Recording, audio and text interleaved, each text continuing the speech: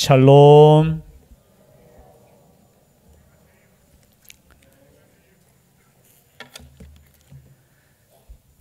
설교 후에 이어서 성례식을 진행하도록 하겠습니다. 오후에는 헌신 예배도 있고 또 우리 학생들을 위해서 또 축복 기도 시간도 있는데 죄송합니다. 웬만해서는 불러주는 사람도 없지만 출타를 잘 하지 않는데 몇 번을 계속해서 또 선배 목사님께서도 부탁해서 월요일까지 제가 거절하다가 더 이상 하면은 또 하나님의 뜻이 아닌 것 같아서 기도 부탁드리겠습니다. 대신에 오후에는 또 유명한 강사이신 우리 강일구 목사님께서 말씀을 또 증거하십니다. 또 끝까지 또 온전히 또 주의를 또 거룩하게 지킬 수 있는 우리가 될 수 있기를 주의 이름으로 축복합니다. 여러분, 제자들도 믿지 않았습니다. 무엇을 믿지 않았습니까? 예수님께서 다시 살아나셨다라는 것을 믿지 않으셨다는 거예요. 자강아, 예수님도 믿지 않았어. 여러분, 사람이 다시 살아난다는 것을 예수님의 제자들조차 믿지 않았다는 거죠. 오늘 우리가 다 읽지는 않았지만요, 그냥 마가복음 16장 뒤편에 이렇게 나와 있는 단어를 이렇게 보면요, 11절 뒤편에도 듣고도 믿지 아니하니라. 그리고 13절에도 역시 뭐하더라? 믿지 아니하니라. 그리고 14절 마지막에도 믿지 아니하니라. 여러분, 3년 동안 예수님 따랐고 그 기적을 눈앞에서 보았지만 믿지 못했다는 거예요. 믿지 못했으니까 예수님의 그 십자가가 은혜인 줄 믿습니다. 아무도 십자가 앞에서 내가 믿음 있고 내가 죽기까지 주님 따르겠습니다, 그렇게 외치고 고백하고 자신 있었지만 아무도 진짜 믿음이 없었다는 거죠. 그래서 십자가는 은혜인 줄 믿습니다. 여러분, 이런 제자들을 향해서 예수님께서 어떻게 하라고요? 오늘 주신 말씀이에요. 이런 제자를 위해서. 우리가 가끔 그죠, 이 말씀을 읽을 때마다 부담감이 느껴지잖아요. 안 느껴집니까? 그럼 부담감 느껴질 수 있기를 바랍니다. 아무도 아멘 안 하시면 어떡하란 말입니까? 온 천하에 다니며 만민에게 복음을 전파하라. 그럼 천하 다니기 싫지요? 아이 참네. 그럼 죄송합니다. 세계 여행 다니고 싶은 사람. 아이고, 우리 교회는 뭐 주님 전에 나와서 기도하는 것이 할렐루야입니다. 그냥 모여서 우리가 그냥 가끔 윷놀이나 하고 뭐 그 정도로 만족합니다. 아멘. 예, 주님 전에 나와서 감사하죠. 예, 그러나 여러분, 이 말씀을 읽을 때 가슴이 좀 뛰었으면 좋겠어요. 우리에게 그냥 있으라고 말씀하시지 않고 어떻게 해요? 온 천하에 다닐 수 있게 주시겠다는 거예요. 근데 뭐 하라고요? 복음을 전하라고. 그래서 여행 중에 가장 즐겁고 행복한 여행은 어떤 여행이라고 했습니까? 성도 여행이라고 했잖아요. 그죠? 여러분, 오늘 이 말씀을 읽으면서 이 말씀은 그냥 제자들에게만 주신 말씀이 아니라 오늘 하나님을 믿고 예수 그리스도를 구주로 영접한 우리에게도 주신 줄 믿습니다. 믿지 않는 제자들에게 이렇게 말씀하시는 거예요. 15절 말씀에 또 이르시되 너희는 온 천하에 다니며 만민에게 복음을 전파하라. 여러분, 예수 그리스도를 믿는다는 것은 완전히 달라지는 인생이 된다는 거예요. 세상의 가치관과 세상의 목적으로 사는 인생이 완전히 달라져서 이제는 하나님께서 원하시는 삶을 산다는 거예요. 그것이 뭡니까? 바로 복음 전하는 거예요. 그래서 교회의 유일한 목적과 사명은 예수 그리스도를 증거함으로 인해서 영혼이 구원받는 거예요. 영혼이 구원받는 거. 어떤 선배 목사님이 저에게 그렇게 묻더라고요. 야, 목사의 사명이 뭐고? 라고 하더라고요. 목사의 사명은 말씀 증거하는 것이죠. 제가 그리고 옆에 있는 친구 목사도 그렇게 대답하니까 목사의 사명은 성도들을 천국 보내는 것이다. 그 목사님의 말씀. 어쨌든 목사의 사명은 자신 안에 들어온, 교회 안에 들어온 사람들을 천국 보내는 것이 목적이다라고 그렇게 말씀하시더라고요. 그러니까 조금 더 이렇게 피부로 와닿는 거 있잖아요. 여러분, 말씀을 증거하고 말씀을 통해서 우리가 천국 백성이 되는 것이 우리 교회의 목적이라는 거예요. 그래서 오늘 말씀처럼 너희는 온 천하에 다니며 만민에게 복음을 전파하라. 믿고 세례를 받는 사람은 구원을 얻을 것이요. 여러분, 어떤 사람이 구원받는다고요? 믿고 세례를 받는 사람. 여러분, 그래서 세례 받는 것이 얼마나 중요한지 몰라요. 오늘 또 두 분이 참 세례 받는다고 정말 목회자로서의 제일 큰 감동이 뭐냐, 감격이 뭐냐, 세례 줄 때예요. 세례를 준다는 것은 이제 다른 말로 표현하면은 영적인 스승이 되고 영적인 부모가 되고 끝까지 위에서 책임진다는 그런 의미잖아요. 여러분이 아마 세례 받으신 거의 대부분이 우리 또 원로 목사님께, 저도 누구에게 세례 받았어요? 모르시죠? 저 황수원 목사님께 제가 세례를 받았어요. 중학교 2학년 때 한참 놀고 있는데 갑자기 친구한테 전화 왔어요. 그 친구 이름은 상호입니다. 그 왜 안 오나? 어딜? 교회에 뭐 하는데? 니 내일 세례 받는데. 좀 모르겠어요. 제가 들었는데 까먹었는지 아니면 놀다고 정신이 없으니까, 제가 한번 놀면은 이렇게 정신없이 놀거든요. 그래서 운전할 때도 말 걸면 안 돼요. 왜냐하면 말 거는 순간 저는 그냥 막 가요. 막 간다는 뜻 아시죠? 그냥 이 습관대로 그냥 막 가요. 얼마 전에도 우리 장례식 있을 때 우리 박부기 집사님 금방 전화해서 요 앞에서 만나자고 하는데 황 목사님하고 이야기하다 보니까 그냥 지나가 버렸어요. 저는 원래 그런 성격이에요. 좀 멍해요, 멍해. 그러니까 정신없이 놀다 보니까 전화 받고 은격결에 와서 문답을 받고 다음날 제가 세례를 받았죠.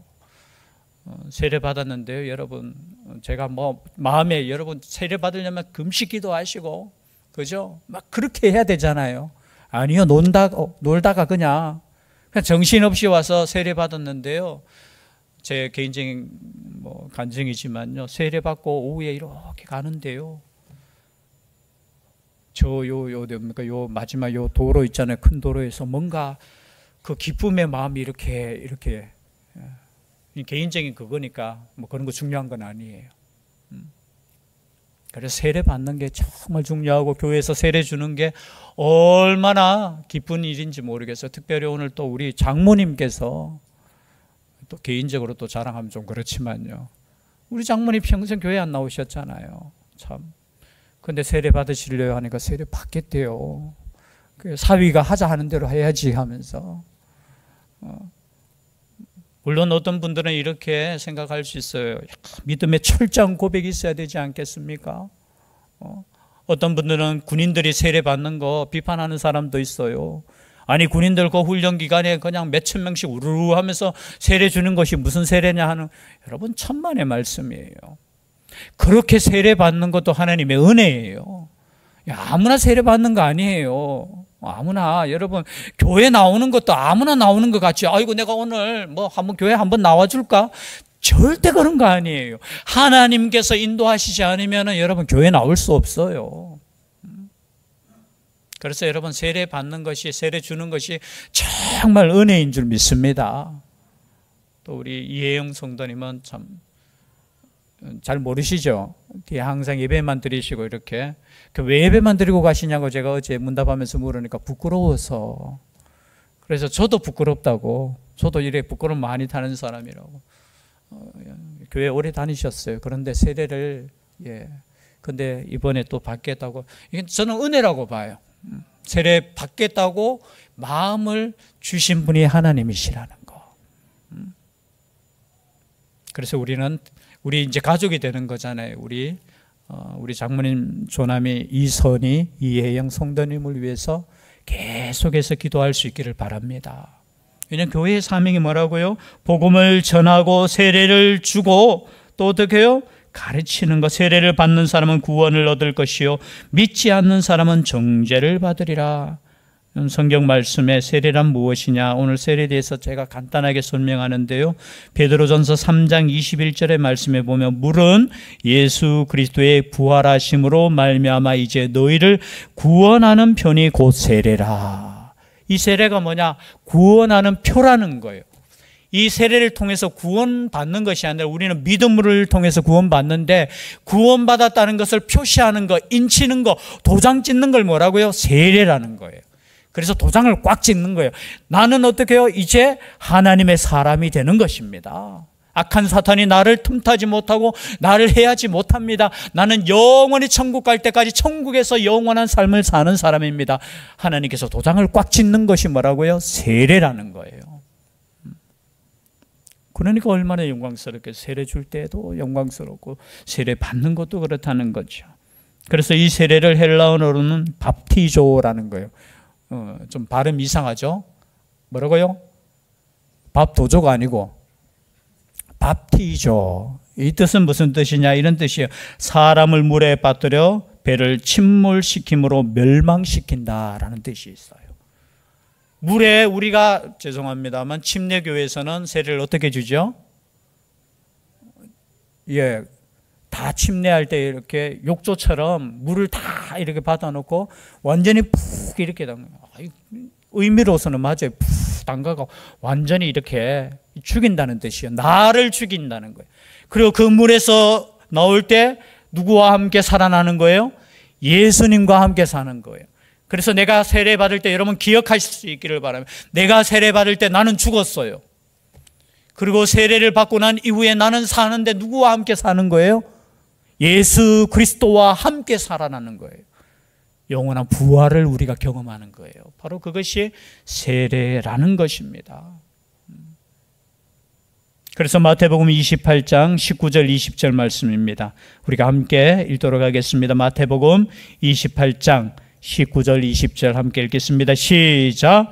그러므로 너희는 가서 모든 민족을 제자로 삼아 아버지와 아들과 성령의 이름으로 세례를 베풀고 내가 너희에게 분부한 모든 것을 가르쳐 지키게 하라. 볼지어다 내가 세상 끝날까지 너희와 항상 함께 있으리라. 아멘. 똑같은 말씀이죠. 세례를 베풀고 내가 너희에게 분부한 모든 말씀을 가르치라는 거예요.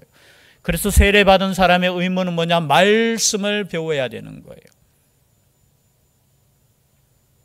그리고 지켜야 되는 거예요. 그러할 때 하나님께서 세상 끝날까지 함께 하신다는 거예요. 그래서 우리가 하나님의 말씀을 듣고 하나님의 말씀대로 살 때 하나님께서 우리와 항상 함께 하시는, 이제 저는 혼자가 아니에요. 우리는 혼자가 아니에요. 누구와 함께 하신다고요? 누가 함께 하신다고요? 하나님께서, 예수님께서. 아니, 함께 하는 것이 아니라 아예 내 속에 들어와서 나와 함께 하시는 거예요. 믿을 수 있기를 바랍니다. 예수님 믿는 사람이 나는 혼자예요. 아니에요. 그런 말 하면 안 돼요. 나는 예수님과 하나 되었고 예수님과 함께 된 사람이에요. 그렇게 고백할 수 있기를 바랍니다. 그리고 믿는 자들에게는 17절입니다. 마가복음 16절 17절. 믿는 자들에게 이런 표적이 따르리니 곧 그들이 내 이름으로 귀신을 쫓아내며 새 방언을 말하며 뱀을 집어 올리며 무슨 독을 마실지라도 해를 받지 아니하며 병든 사람에게 손을 얹은 즉 나으리라 하시더라. 여러분, 믿고 세례를 받는 사람에게는 어떤 역사가 있느냐? 표적이 따르는 거예요. 귀신을 쫓아낼 수 있다는 겁니다. 아멘이시죠? 여러분, 영적인 전쟁에서 여러분, 우리는 귀신을 쫓아내보낼 수 있는 유일한 존재입니다. 여러분, 귀신은 뭐 병원 가서 쫓아내보낼 수 있는 거 아니에요. 상담받는 것도 아니에요. 예수 그리스도의 이름으로 선포할 때 여러분, 귀신이 쫓아내보냄을 받는 줄 믿습니다. 여러분, 가끔 그렇잖아요. 교회 처음 오시는 분들이 머리 찌끈찌끈하다고 하잖아요. 여러분, 당연한 거예요. 마지막 발악을 할 수도 있는 거예요. 물론, 그죠? 그냥 머리 아픈 사람일 때도 있죠. 그러나 여러분 영적인 눈으로 보면은 그거 당연한 거예요. 그러나 여러분 믿고 세례를 받을 때 우리가 오히려 귀신을 쫓아내보낼 수 있는 능력이 있는 거예요. 누구에게 주셨다고요? 세례받고 믿는 우리에게. 그뿐만이 아니죠. 새 방언을 말한다고 했어요. 하나님께서 역사하시면 새 방언을 주실 줄 믿습니다. 이것도 눈에 보이는 하나님의 표적이잖아요. 그리고 뱀을 집어올리며 무슨 독을 마실지라도 해를 받지 아니하며, 또 이거 읽고 또 아이들 또 가서 뱀 잡는다고 또 집에 가서 또 시험하면, 이건 시험하면 안 돼요. 시험하면 안 돼. 우리가 복음을 전하다가 환난 당하고 고난 당한다는 거예요. 그러함에도 불구하고 하나님께서 어떻게 해요? 지켜주신다는 말씀이잖아요. 시험하면 어떻게 돼요? 큰일 나요. 큰일 나. 여러분, 우리가 복음으로 살 때 때로는 환난이 있고 그죠, 고난이 있고 그러할 때도 하나님께서 보호해 주신다는 말씀이에요. 그 말씀 앞에 어떻게 해요? 순종했습니다. 마지막 20절 말씀이 앞에 또 하나가 있네요. 병든 사람에게 손을 얹은 적 어떻게 된다고요? 나으니라. 여러분, 손을 얹으셔야 되는 거예요. 제가 말씀을 준비하다가 하나 이렇게 깨달았는 거는, 여러분 기도도 중요하지만 손을 어떻게 해요? 오늘 말씀대로 여러분 기도할 때, 안수 기도할 때 주의 성령의 역사가 있는 줄 믿습니다. 혹시나 제가 없으면 어떻게 해요? 여러분도 스스로 안수하셔도 돼요. 근데 남을 안수하는 거는 우리 신학상 조금 이렇게 금지하고 있어요. 아니, 자기 아플 때 아픈 부분 자기가 이렇게 해가지고 기도하는 거 누가 뭐라 합니까?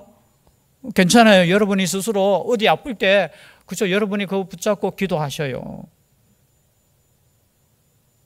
저희 집사님 그러네요. 제가 요 목이 이렇게 좀 요번 주죠.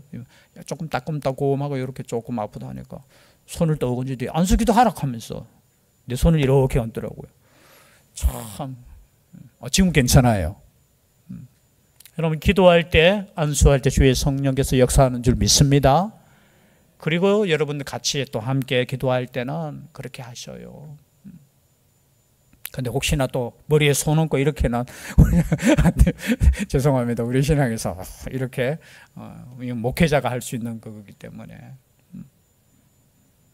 그럴 때 하나님의 역사가 일어나는 거예요. 병든 사람에게 손을 얹은 적, 여러분 믿음으로 병든 자에게 손을 얹을 수 있기를 바랍니다.